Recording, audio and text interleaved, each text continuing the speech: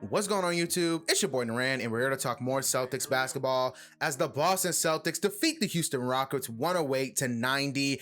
And we're going streaking, guys. We're going streaking. That's 3 wins in a row now, and that's 4 30-point games for Jayson Tatum.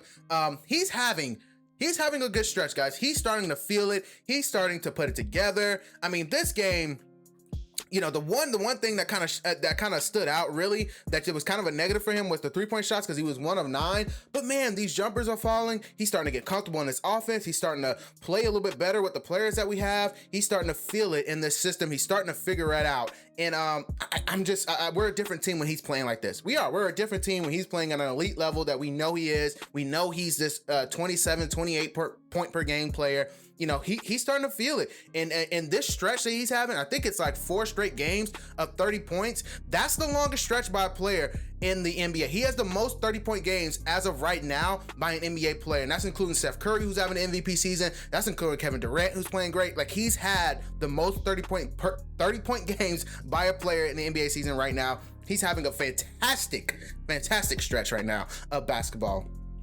But, you know, it's going into this game, I think we were talking more about the rotation and how us getting healthy would affect the level of play that we've been playing at recently, and how guys would react to new players coming in. You're inserting 2 pieces like that, Rob Williams or Jaylen Brown, and how would that affect this team? You know, not so bad. I think in the first half, I would say that we were just kind of finding our footing. Everyone was kind of adjusting to the new rotation switch. You know, 22 points in the first quarter. I felt like in the second quarter, you know, we had 30 points, but also our defense kind of slipped. And then in the third quarter, you just kind of saw everyone just settle down and kind of pull it together. I mean, they went on a 34-16 throat stomping run in the third quarter. Jaylen Brown scored 12 straight points in the third quarter. I mean, he looked fantastic. I mean, you see him coming back. Whenever you have a player coming back from an injury, like a hamstring, you're worried about their mobility, how athletic they're looking. Man, he just picked up from where he left off. He looks great. I think he was on a 24-minute restriction. How many minutes did he play? He played 23 minutes, 19 points, 3 rebounds. I mean, he looked really good, man. If he was able to play a little bit longer in this game, I feel like he would have broke that 25-point mark. But he looked good. Continuing on, Al Horford looked great. I know we're not talking about Al Horford a lot, but Al Horford has looked great as a Celtic so far in this game. He's gonna dominate, really. And I know it's 11 points, 11 rebounds, but he was more dominant on those boards. He was dominant on defense. Like, when he's playing younger teams like this, when he's playing lesser teams, he dominates. Because when you're talking about the level of NBA IQ, like basketball IQ, as compared to a guy who's 18, 19, or 23 years old, he's on a different planet. And he's just completely dominating guys out there. And, you know, this is a good game that you wanted to have all your guys come back together and figure it out. Against like a team like this, who's like the worst team in the NBA, they're 1-15. I think they're 1-16 after this. You want to have a game like this where you can kind of figure it out. You've got time to breathe. Listen, you know, Houston hung around in this game, but it wasn't like Houston took a lead or anything. Houston hung around while they were trying to figure it out, and that's okay. That's okay. The jumpers were falling tonight. You didn't really have to attack the basket that much, and you couldn't do that against Houston. This is a really good game to really try things, try the rotation, try out things that you think can work later on. So I think we were all a little hesitant when we saw, you know, the starting lineup would go back to the regular 5 that started the season. Dennis was going back to the bench. I feel like everyone was kind of, you know, I feel like we were all optimistic, but also pessimistic at the same time. Like, this could work, but do you really want to mess with a good thing? And that's kind of where I was at. Just watching this game, I was really wanting to focus in how would this team play together? How would this starting 5 play together now? Coming back, everyone's kind of playing at a different level. Let's see how this meshes. And they played well. Honestly, that first half, it was kind of slow because I feel like everyone was still adjusting, like I said earlier. But the second half, put it together. That's really promising. That's something that I really like. Those are things that, you know, you want to watch, you want to see translate. But I do want to see this team in a tougher situation. I want to see this team, and I feel like the game against Brooklyn this Wednesday is going to tell us a lot. I want to see this team in a close game. You know, I want to see this team when they don't have a lead. You know, how are you guys when you're down 10? How are you guys when you're down 12? How are you guys down when you're playing a team that's just more talented than you? I just want to see that. I think that game Wednesday against the Brooklyn Nets is going to tell us a lot.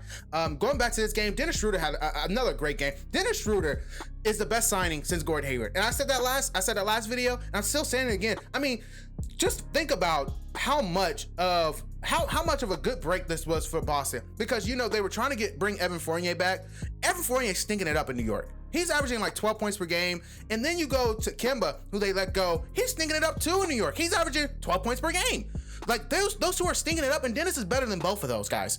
Like, that is a blessing. Like, you were able to get those guys out of here. You brought in a much better player, a much better fit at that. And then he's playing very well. He's become a key part of everything that you're trying to do. Dennis is a key part of this team now. He's playing like the third best player on this team, in my opinion. Also, he had 18 points, a rebound. He was 6 of 15, and he hit a three-pointer. He was good in this game. He did what he was supposed to do. He came off the bench. He provided energy. I think in the first half, he was still kind of finding his footing, because I don't think he had a good first half. He was still trying to figure out, okay, the lineup switch. Like I said, everyone was adjusting. Everyone was adjusting. He was the one that I noticed really that was affected by. He was still adjusting. But in that second half, he played great. And I think also in that second quarter, he played pretty good too, if my memory serves me correct. But he played great. You know, Dennis is having a really good season for us. I'm really appreciating this signing.